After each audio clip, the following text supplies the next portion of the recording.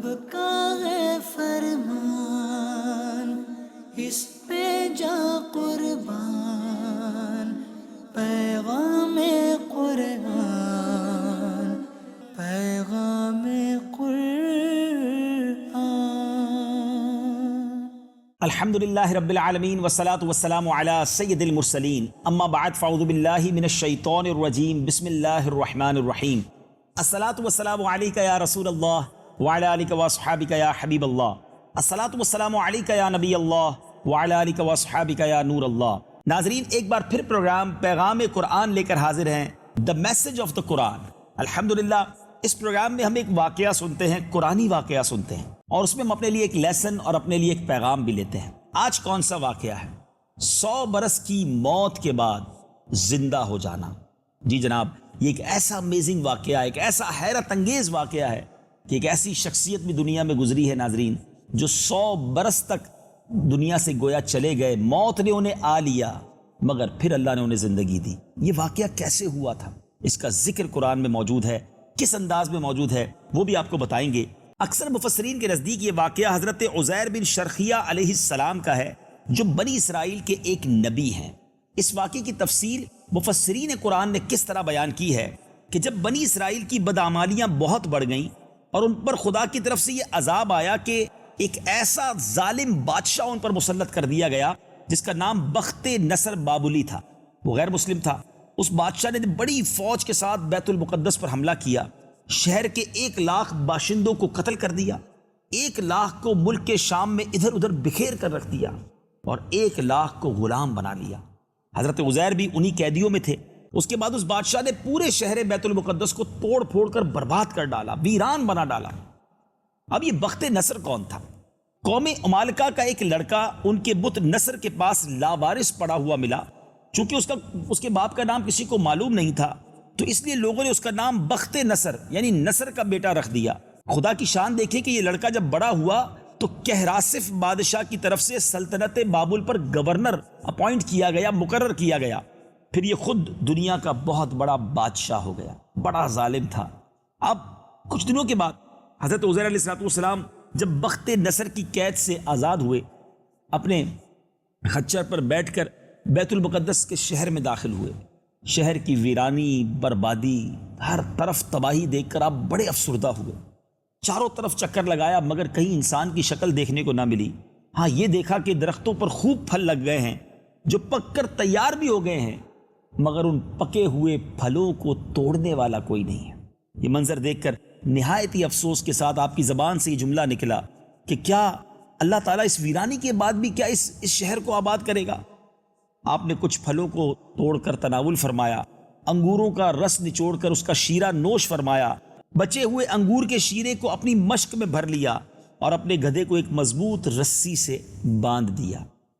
پھر آپ ایک درخت کے نیچے لیٹ کر سو گئے۔ مگر ناظرین، اب ایک عجب کہانی، اب ایک عجب واقعہ شروع ہوتا ہے کہ اس ویران شہر میں جہاں پھل پکے ہیں کوئی توڑنے والا نہیں ہے، شہر ویران ہے، انسان نہیں ہے۔ حضرت عزیر آرام کرنے لگے، اسی دوران آپ کی وفات ہو گئی، آپ کی روح قبض کر لی گئی۔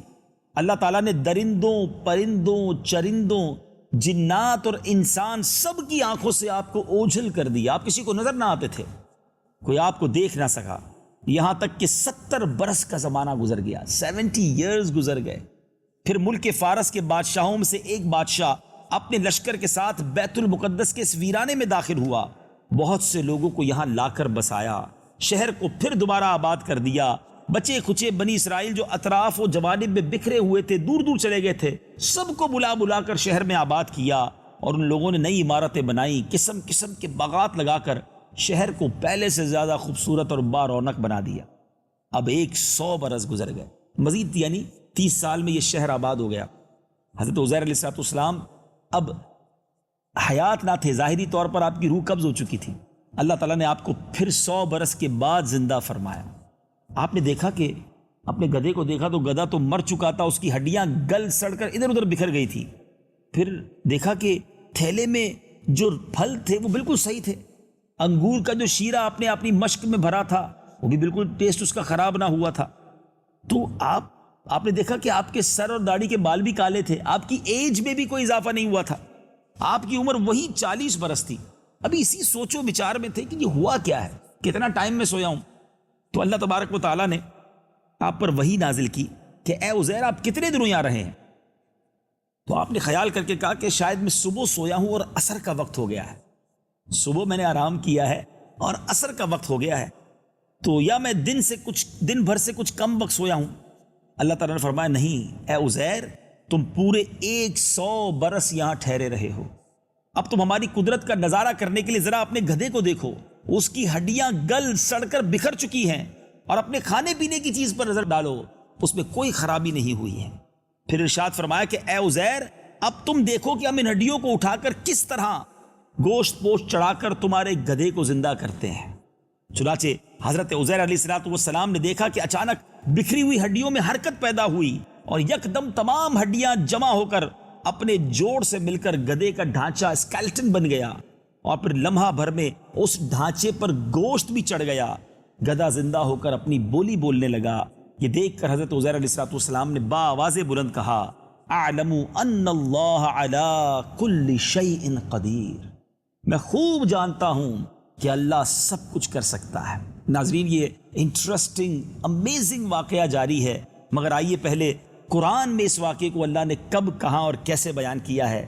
پارہ 3 ہے، سورہ بقرہ، آیت نمبر 259، اس کی تلاوت سنتے ہیں، اس کا ترجمہ سنتے ہیں۔ أو كالذي مر على قرية وهي خاوية على عروشها قال أنى يحيي هذه الله بعد موتها فأماته الله 100 عام ثم بعثه قال كم لبثت قال لبثت يوما أو بعض يوم قال بل لبثت 100 عام فانظر إلى طعامك وشرابك لم يتسنه وانظر إلى حمارك ولنجعلك آية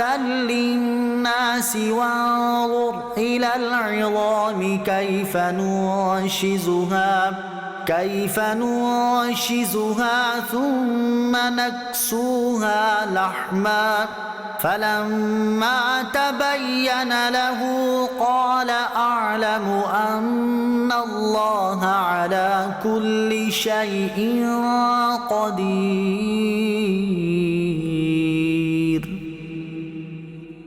یا اس کی طرح جو گزرا ایک بستی پر اور وہ ڈھئی یعنی گری پڑی تھی اپنی چھتوں پر، بولا اسے کیوں کر جلائے گا اللہ اس کی موت کے بعد؟ تو اللہ نے اسے مردہ رکھا 100 برس، پھر زندہ کر دیا۔ فرمایا تو یہاں کتنا ٹھہرا؟ عرض کی دن بھر ٹھہرا ہوں گا یا کچھ کم۔ فرمایا نہیں، تجھے 100 برس گزر گئے، اور اپنے کھانے اور پانی کو دیکھ کہ اب تک بو نہ لایا، اور اپنے گدھے کو دیکھ کہ جس کی ہڈیاں تک سلامت نہ رہیں، اور یہ اس لیے کہ تجھے ہم لوگوں کے واسطے نشانی کریں، اور ان ہڈیوں کو دیکھ کیوں کر ہم انہیں اٹھان دیتے پھر انہیں گوشت پہناتے ہیں۔ جب یہ معاملہ اس پر ظاہر ہو گیا بولا میں خوب جانتا ہوں کہ اللہ سب کچھ کر سکتا ہے۔ جی ناظرین، قرآن میں کس انداز سے اس واقعے کی طرف اشارہ ہے آپ نے سنا۔ اب مزید آگے چلتے ہیں، جو مفسرین قرآن نے اس کی تفصیل بیان کی ہے کہ جب حضرت عزیر علیہ السلام اب باقاعدہ پھر حیات میں آ گئے، ان کا گدھا بھی ٹھیک ہو گیا، تو اب آپ نے شہر کا دورہ فرمایا، اور دورہ کرتے کرتے اس جگہ پہنچے جہاں آپ کا مکان 100 برس پہلے تھا۔ نہ تو کسی نے آپ کو پہچانا، نہ آپ کسی کو پہچان سکے۔ ایوری بڈی لک لائک اسٹرینجر، نئے لوگ نظر آ رہے تھے کیونکہ 100 برس کا گیپ آ چکا تھا۔ اب یہ دیکھا کہ ایک بڑی بوڑھی عورت، اپاہج عورت اس دروازے کے قریب بیٹھی ہے، جس نے حضرت عزیر علیہ السلام نے جس کو اپنے بچپن میں دیکھا تھا، یعنی اس عورت کی عمر more than 100 years تھی۔ آپ نے اس سے پوچھا کہ کیا یہی عزیر کا مکان ہے؟ تو اس نے جواب دیا کہ جی ہاں۔ پھر بڑھیا نے کہا کہ عزیر کا کیا ذکر، اس کو تو 100 برس ہو گئے، وہ بالکل ہی لاپتہ ہو چکے ہیں۔ یہ کہہ کر بڑھیا رونے لگی تو آپ نے فرمایا اے بڑھیا میں ہی عزیر ہوں۔ تو بڑھیا نے کہا سبحان اللہ، آپ کیسے عزیر ہو سکتے ہیں؟ آپ نے فرمایا اے بڑھیا مجھ کو اللہ تعالیٰ نے 100 برس تک مردہ رکھا، پھر مجھ کو زندہ فرما دیا، میں اپنے گھر آ گیا ہوں۔ تو بڑھیا نے کہا کہ حضرت عزیر تو ایسے با کمال تھے کہ وہ جو دعا کرتے تھے مقبول ہوتی تھی۔ اگر آپ واقعی حضرت عزیر ہیں تو میرے لیے دعا کیجئے کہ اللہ میری آنکھوں کی بینائی واپس لوٹا دے اور میرا فالج اچھا ہو جائے۔ حضرت عزیر علیہ السلام نے دعا کر دی، بڑھیا کی آنکھیں بھی ٹھیک ہو گئی، فالج بھی ٹھیک ہو گئے۔ اب اس نے غور سے دیکھا تو پہچان گئی اور وہ چلانے لگی کہ میں گواہی دیتی ہوں، شہادت دیتی ہوں کہ یہی حضرت عزیر ہیں، کیونکہ اب آنکھوں سے نظر آنے لگ گیا تھا۔ اور اب بنی اسرائیل کے محلے میں وہ آپ کو لے کر گئی۔ اتفاق سے وہ سب لوگ ایک مجلس میں جمع تھے، اور اسی مجلس میں حضرت عزیر کا لڑکا بھی موجود تھا جو 118 برس کا ہو چکا تھا، اور آپ کے چند پوتے بھی تھے جو سب بوڑھے ہو چکے تھے۔ بڑھیا نے مجلس میں شہادت دی اور اعلان کیا، لوگوں بلا شبہ یہ حضرت عزیر علیہ السلام ہیں۔ مگر کوئی آپ کی بات، بڑھیا کی بات نہیں مانا کہ یہ زمانے نے کیسا منظر دیکھا تھا کہ باپ کی عمر 40 سال اور بیٹے کی عمر 118 سال، پوتے بھی بوڑھے ہو گئے ہوں۔ لیکن یہ اللہ کی قدرت کا ایک ایسا نظارہ ہے ناظرین جو قرآن میں موجود ہے۔ اب کیا ہوا؟ اتنے میں ان کے لڑکے نے کہا کہ میرے والد کے دونوں کاندھوں کے درمیان ایک کالے رنگ کا مسا تھا جو چاند کی شکل کا تھا، چنانچہ آپ اپنا کرتا اٹھا کر دکھائیں۔ حضرت عزیر نے اپنا کرتا اٹھایا تو بالکل وہ مسا موجود تھا۔ پھر لوگوں نے کہا کہ حضرت عزیر کو تو تورات زبانی یاد تھی، اگر آپ عزیر ہیں تو زبانی تورات سنائیے۔ آپ نے بلا جھجک تورات پڑھنا شروع کر دی۔ اب بخت نصر بادشاہ نے ایک اور ظلم یہ کیا تھا ناظرین کہ اس شہر میں جتنے تورات کے حافظ تھے، تورات کے عالم تھے، سب کو چن چن کر قتل کر دیا تھا۔ حضرت عزیر نے تورات صحیح پڑھی ہے کہ نہیں کوئی بتا نہیں سکتا تھا، نو بڈی نوز، کسی کو آتی نہیں تھی تورات، نہ وہ کتاب کا کوئی نسخہ موجود تھا کہ جس کو دیکھ کر کریکٹ کیا جا سکے۔ تو ایک آدمی نے کہا کہ میں نے اپنے باپ سے سنا ہے کہ جس دن ہم لوگوں کو بخت نصر نے گرفتار کیا، اس دن ایک ویرانے میں ایک انگور کی بیل کی جڑ میں تورات دفن کر دی گئی تھی۔ اگر تم میرے دادا کے انگور کی جگہ کی نشاندہی کر دو تو میں تورات کو جلد برآمد کر دوں گا۔ اس وقت پتہ چل جائے گا کہ حضرت عزیر نے جو تورات پڑھی ہے وہ صحیح پڑھی ہے یا غلط پڑھی ہے۔ لوگوں نے تلاش کی، وہ جگہ زمین کھودی، تورات کا نسخہ نکل آیا، تورات کتاب نکل آئی۔ حضرت عزیر کو زبانی جو تورات یاد تھی جو انہوں نے پڑھ کر سنائی وہ ایگزیکٹلی وہی تھی، بالکل آپ ٹھیک پڑھ رہے تھے۔ اب یہ عجیب و غریب اور حیرت انگیز ماجرا دیکھ کر لوگوں نے یک زبان ہو کر کہنا شروع کر دیا کہ بے شک حضرت عزیر ہی ہیں اور یہ خدا کے بیٹے ہیں، معاذ اللہ۔ چنانچہ اسی دن سے یہ غلط اور مشرکانہ عقیدہ آگے بڑھ گیا یہودیوں میں کہ معاذ اللہ حضرت عزیر اللہ کے بیٹے ہیں۔ نہیں ناظرین، یہ عقیدہ درست نہیں ہے، مگر آج دنیا بھر کے یہودی جو ہیں اسی باطل عقیدے پر جمے ہوئے ہیں کہ حضرت عزیر علیہ السلام خدا کے بیٹے ہیں۔ ناظرین، یہ واقعہ آپ نے سنا، one of the amazing stories of Quran. اس سے زیادہ حیرتناک واقعہ کیا ہوگا؟ 100 سال اللہ کی بارگاہ سے ان پر موت طاری کی گئی اور پھر انہیں زندہ کر دیا گیا۔ ان کو یہ منظر دکھانا تھا، جو ان کی زبان پر ایک جملہ جاری ہوا تھا کہ اللہ اس ویرانے کو کیسے آباد کرے گا۔ ودن 100 ایئرز نقشہ ہی تبدیل ہو گیا، پورا شہر رب نے پھر آباد کر دیا۔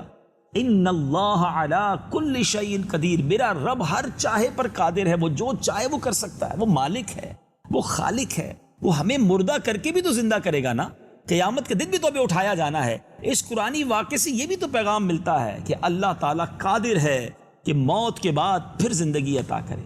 اس سے یہ سیکھنے کو ملا کہ ایک ہی جگہ پر، ایک ہی آب و ہوا میں حضرت عزیر علیہ السلام کا گدھا تو مر کر گل سڑ گیا، اس کی ہڈیاں بھی ریزہ ریزہ ہو گئیں، بکھر گئیں، مگر پھلوں اور شیرائے انگور اور خود حضرت عزیر علیہ السلام کی ذات میں کوئی تغیر نہیں آیا، کوئی تبدیلی نہیں آئی، کوئی آپ کو پرابلم نہیں ہوئی۔ 100 برس گزر گئے، بال بھی سفید نہیں ہوئے۔ اس سے ثابت کیا ہوتا ہے؟ سبحان اللہ، علماء کہتے ہیں ایک ہی قبرستان ہوتا ہے اور اندر ایک ہی آب و ہوا ہے، مگر بعض مردوں کی لاشیں گل سڑ کر فنا ہو جاتی ہیں اور بعض بزرگوں کی لاشیں سلامت رہ جائیں، ان کے کفن بھی میلے نہ ہوں۔ ایسا ہو سکتا ہے، بلکہ بارہا ایسا ہوا ہے، اور حضرت عزیر علیہ السلام کا یہ واقعہ اس کی بہترین دلیل ہے۔ سبحان اللہ ناظرین، کیا شاندار دلیل قرآن کے اس واقعے سے ملتی ہے کہ اللہ والوں کے کفن سلامت رہیں، وہ قبروں میں سلامت رہیں، یہ پاسبل ہے۔ ایک جیسا ہی ماحول، ایک جیسی ہی قبریں، لیکن اللہ جس پہ چاہے رحمت کی نگاہ فرما دے۔ ایک حدیث پاک سنانا چاہوں گا، یہاں ہم سب کے لیے بھی میسج ہے۔ اللہ کے حبیب علیہ السلام فرماتے ہیں، جس کا مضمون ہے قبر 2 طرح کی ہوتی ہے۔ یا تو جنت کے باغوں میں سے ایک باغ ہوتی ہے یا تو دوزخ کے گھڑوں میں سے ایک گھڑا۔ اب غور یہ کرنا ہے ناظرین، ہم قبرستان جاتے ہیں، نارملی ایک جیسی قبریں ہوتی ہیں۔ میرا دنیا کے کئی ملکوں میں ٹریول ہوا ہے، کئی ملکوں میں تو بڑے خوبصورت قبرستان ہیں، بڑے ویل مینج، پودے لگے ہوئے، خوبصورت پودے ہیں، گرینری ہے، ٹھنڈی ہوائیں چل رہی ہیں۔ تو خیال یہ آتا ہے کہ اوپر سے قبر تو سب کی خوبصورت بھی ہے اور ایک جیسی بھی ہے، لیکن یاد رہے آج دنیا میں کسی کالونی میں جائیں نا اور ایک جیسے بنگلے ہوں، بڑے مہنگی کلاس کے بنگلے ہوں، تو ہمیں سمجھ آ جاتا ہے کہ یہاں سارے لوگ بڑے اچھے ویل سیٹ ہوں گے کیونکہ اس کالونی میں رہ رہے ہیں۔ مگر قبرستان کا ماجرا ایسا نہیں ہے۔ اوپر قبر دیکھ کر کوئی ڈیسائیڈ نہیں کر سکتا کہ یہ برابر برابر میں قبریں ہیں، ایک جیسی دکھتی ہیں۔ ہو سکتا ہے ایک قبر جنت کا باغ ہو اور ایک قبر دوزخ کا گھڑا ہو، کسی کی قبر میں جنت کی ہوائیں اور جنت کی خوشبوئیں ہوں اور کسی کی قبر میں سانپ اور بچھو ہوں۔ ناظرین، مجھے اور آپ کو اس بات کی تیاری کرنی ہے کہ جس قبر میں مجھے اور آپ کو جانا ہے وہ قبر ایٹ اینی کاسٹ، کسی بھی صورت میں جنت کا باغ بنے۔ کہیں ایسا نہ ہو اگر جنت کا وہ باغ نہ بنی تو حدیث پاک میں تو دو ہی آپشن ہے نا، کوئی تیسرا آپشن تو نہیں ہے، یا تو جنت کا باغ ہوگی یا تو دوزخ کا گھڑا۔ ٹرائی ٹو انڈرسٹینڈ، ایسی زندگی گزاریے کہ ہماری قبر جنت کا باغ بن جائے۔ نمازیں قضا کر کے، روزے قضا کر کے، اللہ کی نافرمانیاں کر کے، زکوٰۃ ادا نہ کر کے، بے حیائی کے کام کر کے کیسی زندگی گزاریں گے؟ پھر قبر تو جہنم کا گھڑا بن جائے گی نا۔ اللہ بڑا کریم ہے ناظرین، وہ توبہ قبول کرنے والا ہے۔ اب تک جو ہو گئے گناہ اس کی توبہ کیجئے اور آئندہ ایسی لائف گزاریے کہ ہم سب جب قبر میں جائیں تو ایمان کے ساتھ جائیں اور قبر جنت کا باغ بن جائے۔ ہو سکتا ہے کسی کے ذہن میں خیال آ رہا ہو کہ یہ کیوں قبر کی بات کر رہے ہیں، مرنے کی بات کر رہے ہیں۔ یہ وہ ریئلٹی ہے ناظرین، میں بات نہیں کروں گا، چلے نہیں کرتے بات، لیکن اگر موت کا تذکرہ نہ کریں تو مرنے سے بچ تو نہیں سکتے نا، قبر کی بات نہ کریں تو قبر میں اترنے سے بچ تو نہیں سکتے نا۔ کل نفس ذائقۃ الموت، ہر ذی روح نے موت کا مزہ چکھنا ہے۔ عربی کا ایک شعر ہے، الموت قدح کل نفس شاربوها، الموت باب کل نفس داخلوها۔ موت ایک ایسا جام ہے جو ہر شخص نے پینا ہے، ہر ذی نفس نے پینا ہے، ہر ذی روح نے پینا ہے۔ موت ایک ایسا دروازہ ہے جس سے ہر کسی نے گزرنا ہے۔ ہم بچ نہیں سکتے موت سے، مرنا ہے ہم سب نے، کر لے جو کرنا ہے، آخر موت ہے، ایک دن مرنا ہے، آخر موت ہے۔ بڑے بڑے گھر بنا لیے، بڑے خوبصورت بیڈ روم ہیں، بڑے لگژری باتھ رومز ہیں، جس کا دنیا میں گھر اچھا ہے اس کو تو زیادہ فکر کرنی چاہیے کہ کہیں قبر کیڑے مکوڑوں والی نہ ہو جائے۔ کاش ایسی زندگی گزاریں کہ اللہ دنیا تو بڑی اچھی کر چکا، مالک قبر بھی اچھی کر دے، آخرت بھی اچھی کر دے۔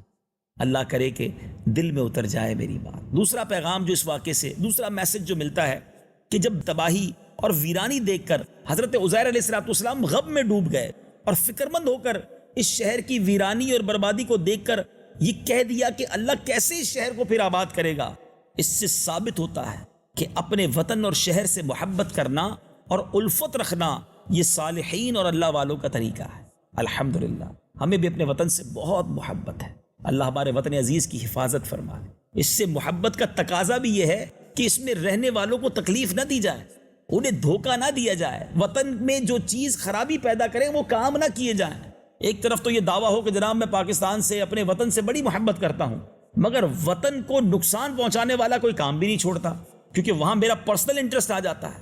اگر واقعی وطن سے محبت ہے نا تو وہ کام نہ کیجیے جس سے وطن کو نقصان ہو۔ اللہ تعالیٰ مجھے اور آپ کو اپنے وطن کی خدمت کرنے کی توفیق عطا فرمائے۔ بہرحال ناظرین، آج کے پروگرام پیغام قرآن سے امید ہے آپ نے ان میسیجز کو حاصل کیا ہوگا۔ اللہ کرے کہ ہمارے دل کے مدنی گلدستے میں سجے رہیں۔ اب وقت ہوا ہمارے پروگرام میں تعارف قرآن سیگمنٹ کا، آئیے چلتے ہیں اپنے سیگمنٹ تعارف قرآن کی طرف۔ پیغام قرآن۔ جی ناظرین، اب وقت ہوا ہے تعارف قرآن میں۔ تعارف آج حاصل کریں گے سورہ توبہ کا۔ مقام نزول سورہ توبہ مدنیہ ہے، مگر اس کی آخری آیات لقد جاءکم رسول سے آخر تک ان کو بعض علماء مکی بھی کہتے ہیں، یعنی یہ آیتیں مکہ پاک میں نازل ہوئیں۔ آیات، کلمات اور حروف کی تعداد، اس صورت میں 16 رکوع ہیں، 129 آیتیں، 4078 کلمے، 4078 کلمے اور 10488 10,488 حروف ہیں۔ توبہ نام رکھنے کی وجہ، اس سورت کے 10 سے زیادہ نام ہیں اور اس میں یہ 2 نام مشہور ہیں۔ نمبر 1 توبہ، اس سورت میں کثرت سے توبہ کا ذکر کیا گیا ہے، اس لیے اسے سورہ توبہ کہتے ہیں۔ نمبر 2 براءت، یہاں اس کا معنی بری الذمہ ہونا ہے اور اس کی پہلی آیت میں کفار سے براءت کا اعلان کیا گیا ہے، اس مناسبت سے اسے سورہ براءت کہتے ہیں۔ یاد رہے ناظرین، سورہ توبہ وہ ایک ہی سورت ہے جس کے شروع میں بسم اللہ الرحمن الرحیم قرآن میں نہیں لکھا ہوتا۔ آج اس کی وجہ سن لیجیے۔ اس سورت کے شروع میں بسم اللہ نہیں لکھی گئی، اس کی اصل وجہ یہ ہے کہ حضرت جبریل امین علیہ السلام اس سورت کے ساتھ بسم اللہ لے کر نازل ہی نہیں ہوئے تھے، اور نبی پاک علیہ السلام نے بسم اللہ لکھنے کا حکم نہیں فرمایا۔ حضرت علی المرتضیٰ شیر خدا کرم اللہ تعالی وجہہ الکریم سے مروی ہے کہ بسم اللہ امان ہے اور سورہ توبہ تلوار کے ساتھ امن اٹھا دینے کے لیے نازل ہوئی ہے۔ صحیح بخاری میں حضرت برہ رضی اللہ تعالیٰ سے روایت ہے کہ قرآن کریم کی صورتوں میں سب سے آخری صورت سورہ توبہ نازل ہوئی۔ سورہ توبہ کے کچھ فضائل بھی سنتے ہیں۔ حضرت علی شیر خدا کرم اللہ تعالیٰ وجہ الکریم سے روایت ہے کہ پیارے آقا علیہ السلام نے ارشاد فرمایا، منافق سورہ ہود، سورہ براءت، سورہ یاسین، سورہ دخان اور سورہ نبا کو یاد نہیں کر سکتا۔ اللہ اکبر۔ حضرت جابر بن عبداللہ رضی اللہ تعالی عنہ فرماتے ہیں، جب سورہ براءت یعنی سورہ توبہ نازل ہوئی تو پیارے آقا علیہ السلام نے ارشاد فرمایا، میں لوگوں کی خاطرداری کے لیے بھیجا گیا ہوں۔ نمبر 3، حضرت عطیہ حمدانی رضی اللہ تعالیٰ عنہ فرماتے ہیں کہ حضرت عمر فاروق رضی اللہ تعالیٰ عنہ نے لکھا، تم خود سورہ براءت سیکھو یعنی سورہ توبہ سیکھو اور اپنی عورتوں کو سورہ نور سکھاؤ۔ سبحان اللہ، سبحان اللہ۔ اس پوری سورت کی تفسیر آپ پڑھیں گے تو بہت کچھ سیکھنے کو ملے گا۔ اب آئیے سورہ توبہ کے مضامین کیا ہے۔ اس سورت کا مرکزی مضمون یہ ہے کہ اس میں مشرکین اور اہل کتاب کے خلاف جہاد کرنے کے احکام بیان کیے گئے اور غزوہ تبوک سے منافقوں کو روک کر مسلمانوں اور منافقوں میں امتیاز کر دیا گیا۔ اس کے علاوہ اس سورت میں مزید جو مضامین ہیں اس میں نمبر 1 ان مشرکین سے برات کا اعلان کیا گیا جن سے مسلمانوں کا معاہدہ ہوا اور وہ اپنے معاہدے پر قائم نہ رہے۔ نمبر 2 کفار مکہ کے مسلمانوں سے افضل ہونے کے دعوے کو روکا گیا۔ نمبر 3 غزوہ حنین کا واقعہ بیان کیا گیا۔ نمبر 4 یہودیوں کا حضرت عزیر علیہ السلام کو اور عیسائیوں کا حضرت عیسیٰ علیہ السلام کو اللہ کا بیٹا قرار دینے کا رد کیا گیا۔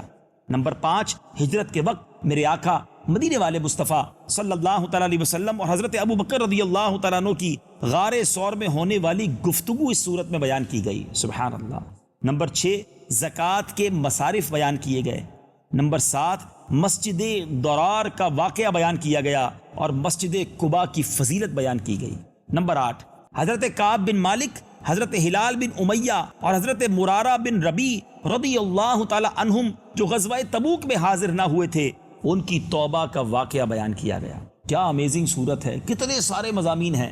کاش میں اور آپ قرآن پڑھنے والے، سمجھنے والے اور اس پر عمل کرنے والے بن جائیں۔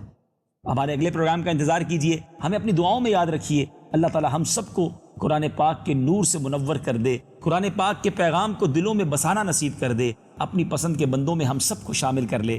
اگلے پروگرام میں پھر ملاقات ہوگی۔ صلو علی الحبیب صلی اللہ تعالی علی محمد صلی اللہ علیہ وسلم۔